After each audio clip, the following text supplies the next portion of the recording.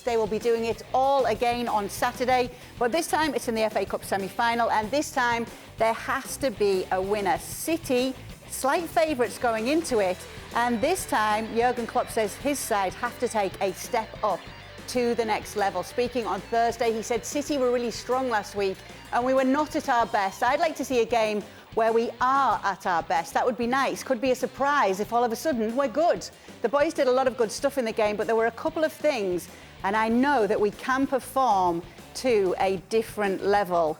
I want to start with you on this one, Naden, because it looks as though City will be making some changes in this one. Could be forced to as well, with some of the injury reports we're seeing, potential injuries to Kyle Walker and Kevin De Bruyne, and maybe they won't feature. What type of a lineup do you think we're going to see from Pep Guardiola?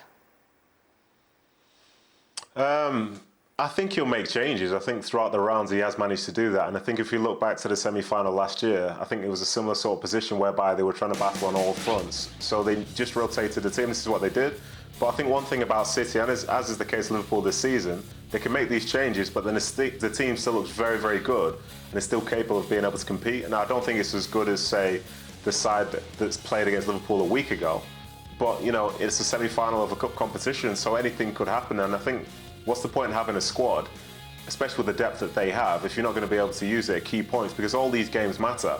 But that team that I put out there, which obviously is very likely to not be the City side, is still capable of performing well. And if they perform well, then they're going to be with a chance of winning the game. And interestingly, I wouldn't be surprised if Liverpool made 2 or 3 changes as well, because I think the same sentiment arises for them, whereby, you know, in the FA Cup, they haven't always gone with the side which we've seen playing week in, week out in the Premier League. So I think it makes for a very, very interesting tie, and I think the beauty of it this time is that there has to be a winner. So for all the both the 2-2 draws that we've seen, which we've enjoyed, now, you know, somebody's got to find a way to make it through to the final.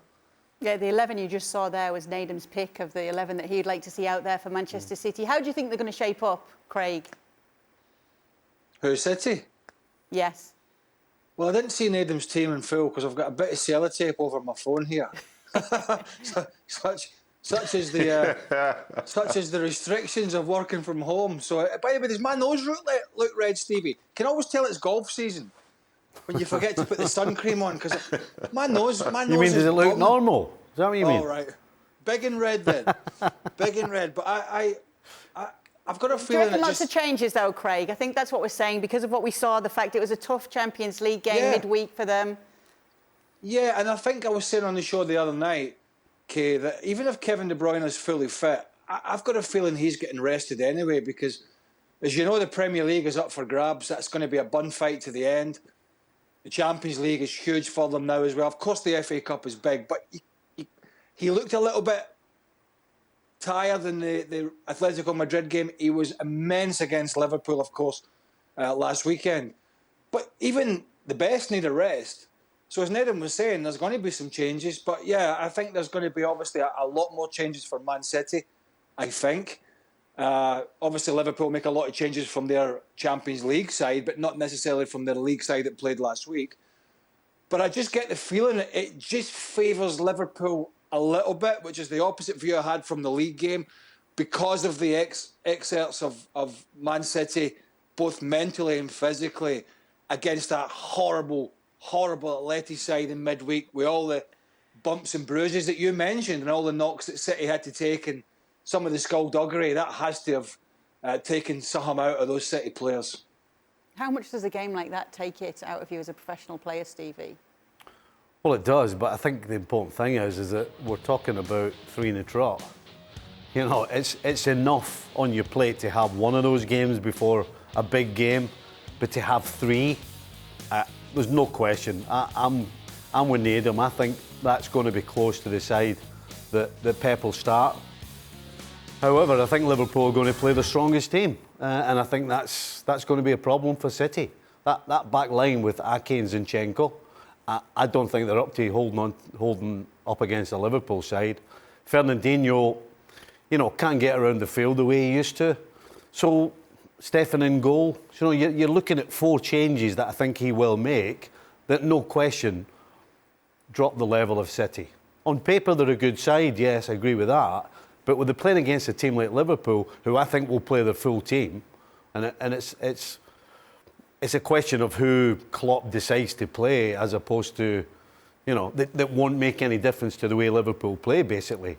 So I think this could be a trip too far for City. I really fancy Liverpool to win this game, and I think Klopp 100% is coming out all guns blazing. Well, I want to get to you on Liverpool's 11 in just a moment, but just because we have got Nedum on and we are talking about that game against Atleti, what were your thoughts, Nedum, on what you saw from Atleti's tactics and from how City responded to what we saw on the pitch?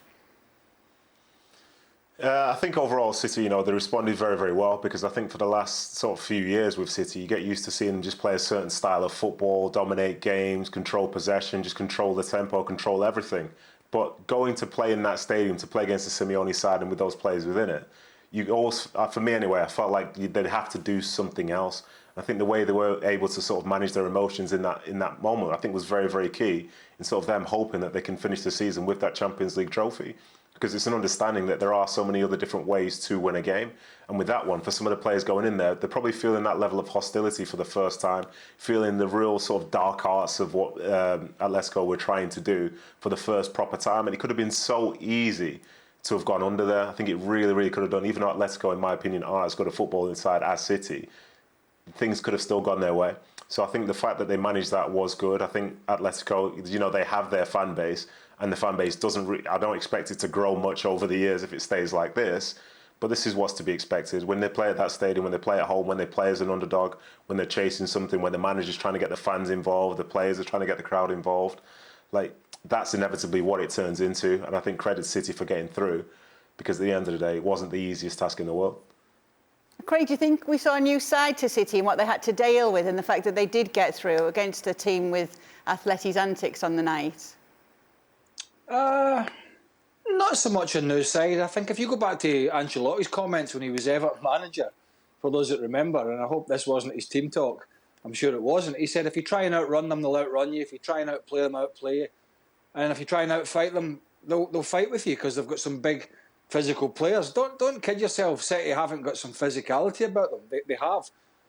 But for those that watched the show on Thursday when Stevie and I were on, and I think we're on the same page here, and it wasn't the whole 90 minutes, but it was on and off, and it certainly was at the end. I thought it was a disgrace what some of the things that Atletico Madrid tried to get away with. It was like watching, at times, football again from 1975 when it was lawless. So in that sense, City did, keeping a clean sheet. Never really looked at scoring apart from when Gundogan hit the post, and had to get it done another way. But I don't think it's a new side of City. I think they've always had that steeliness about them. They've just made some mistakes at key times, particularly in the Champions League knockout stages. And it was close the other night. It was close, particularly at the end.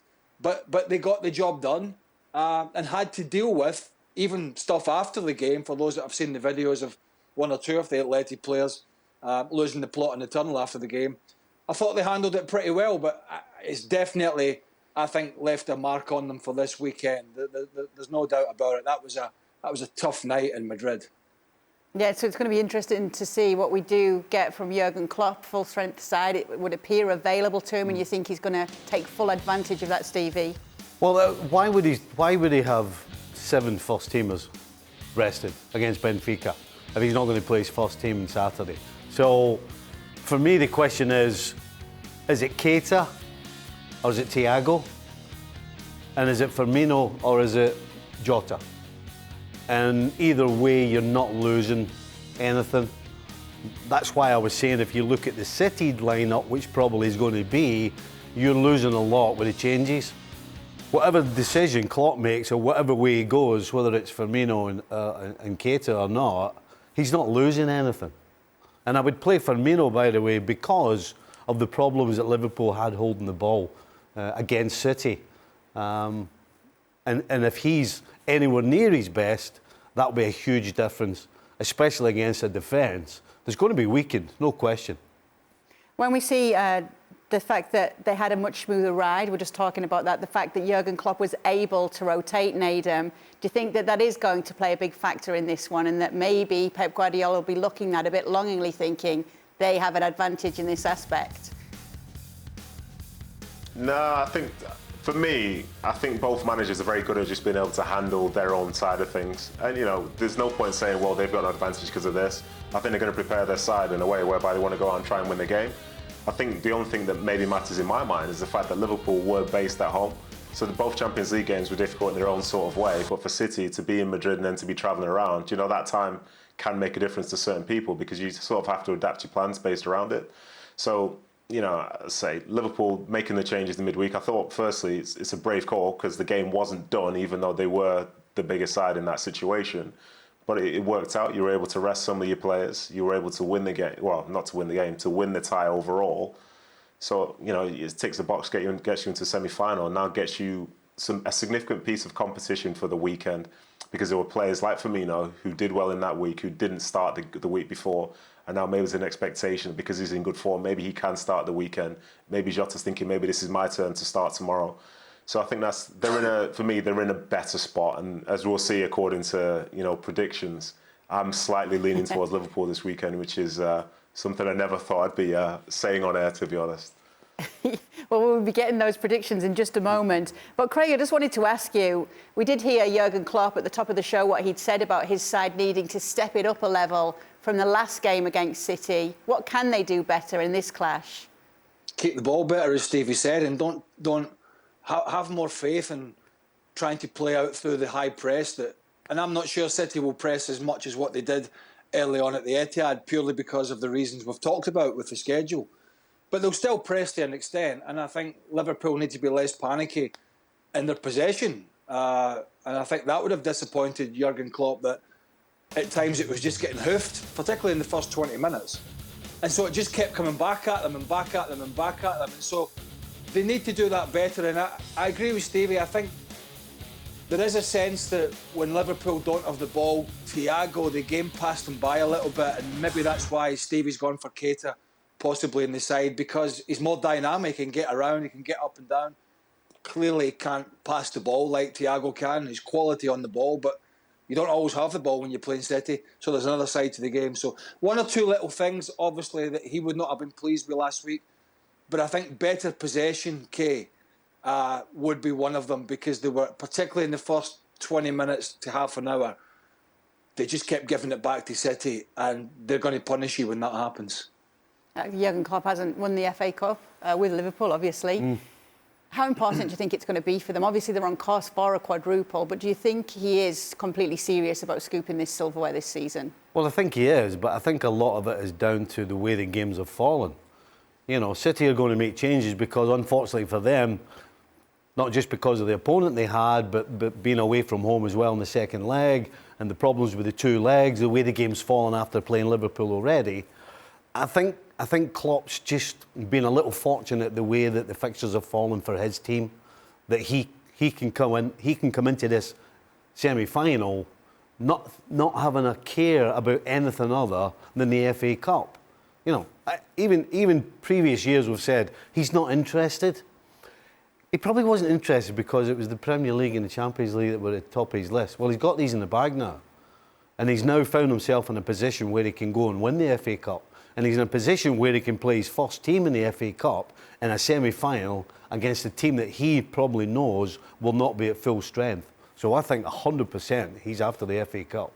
So Stevie's obviously mentioned who he thinks is going to win. Nedum has too. We have got the predictions from our panellists, and it is very Liverpool heavy, shall I say. Nedum, Liverpool 2-1. Stevie, Liverpool 2-1. And Craig, Liverpool 3-2. Bit of a change from the Premier League meeting. Well, thank you very much for watching ESPN FC on YouTube. For more sports highlights and analysis, be sure to download the ESPN app. And for live streaming, premium content, and of course, ESPN FC 7 days a week, subscribe to ESPN+.